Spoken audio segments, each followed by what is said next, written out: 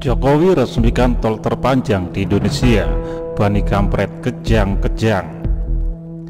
Presiden Jokowi hari Jumat tanggal 8 Maret 2019 berkunjung ke Lampung untuk meresmikan tol Trans Sumatera ruas Bakauheni terbanggi besar. Tol tersebut merupakan tol terpanjang di Indonesia. Pukul 7.10 WIB, Presiden Jokowi bertolak dari landasan udara TNI Angkatan Udara Halim Perdana Kusuma, Jakarta Timur. Presiden Jokowi didampingi Ibu Negara Iriana.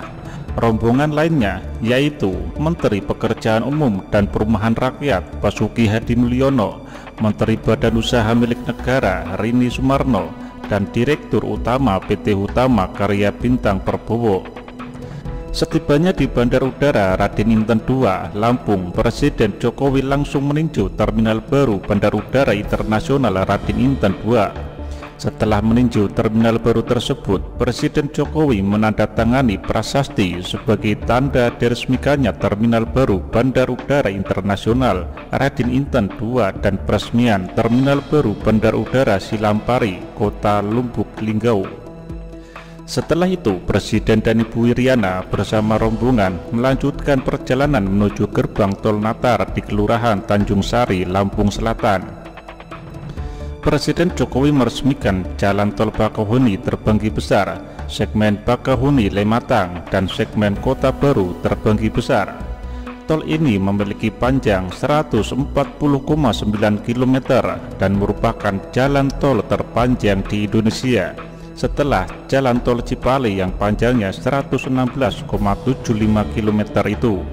Bukan hanya itu saja, Presiden Jokowi juga meresmikan terminal dan dermaga eksekutif Merak dan Bakauheni. Setelah itu, Presiden Jokowi sholat Jumat di Masjid Istiqlal, Lampung Tengah, dilanjut dengan penyerahan sertifikat tanah wakaf. By the way, on the way, pas way.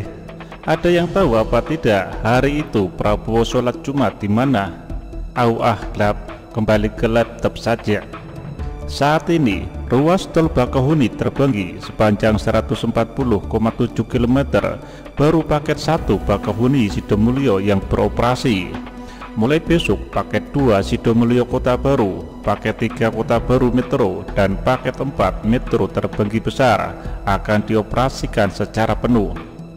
Tersambungnya tol ini sudah jelas akan memberi dampak positif, terutama untuk mobilitas masyarakat di Pulau Sumatera, serta memperlancar arus logistik dengan waktu tempuh yang lebih singkat dan biaya pun lebih terjangkau.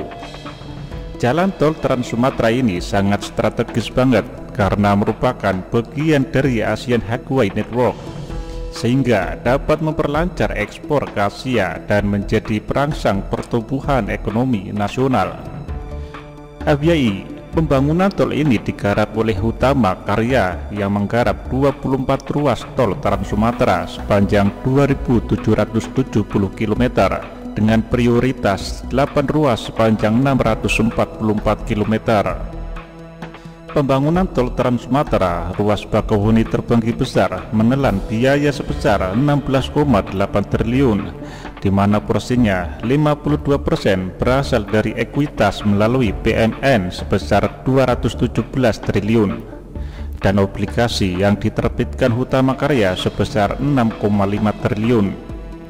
Sisanya yang 48% melalui pinjaman dari 7 bank, yaitu Bank Mandiri, BNI, BCA, Kim Niaga, Maybank, Bank Permata, dan Bank ICBC dengan total pinjaman sebesar 8,78 triliun.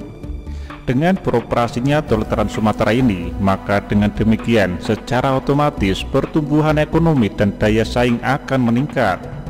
Bagi Anda yang belum tahu, Provinsi Sumatera merupakan kontributor produsen terbesar beberapa komoditas utama di Indonesia. Itulah sebabnya kenapa Presiden Jokowi terus menggenjot pembangunan infrastruktur di sana untuk menurunkan biaya logistik, sehingga mampu meningkatkan daya saing dengan provinsi lain dan lebih kompetitif. Selain itu, tol Trans Sumatera juga tidak hanya memberikan dampak penambahan infrastruktur jalan melalui jalan tol, akan tetapi juga akan merangsang pertumbuhan kawasan industri di sekitarnya. Supaya Anda tahu saja, ada 6 kawasan industri di Provinsi Sumatera, yaitu kawasan industri Dumai, kawasan industri Bengkalis, kawasan industri Jambi Kemingking, kawasan industri Waipisang, kawasan industri Tanggamus, dan kawasan industri Tenayan.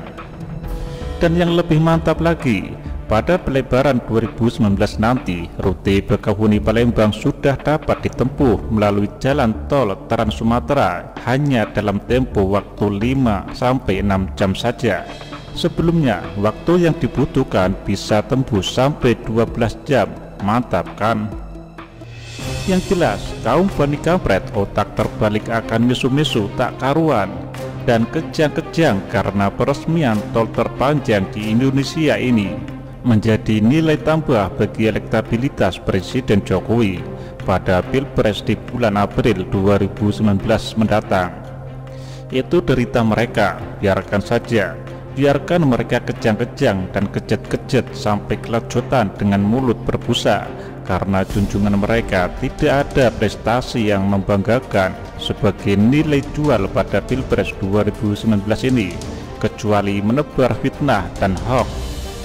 Dan sudah barang tentu pilihan rakyat yang waras sudah jelas dan pasti, yaitu presiden yang berprestasi dan bekerja keras. Ada yang mau protes, Jokowi lagi, Jokowi wae.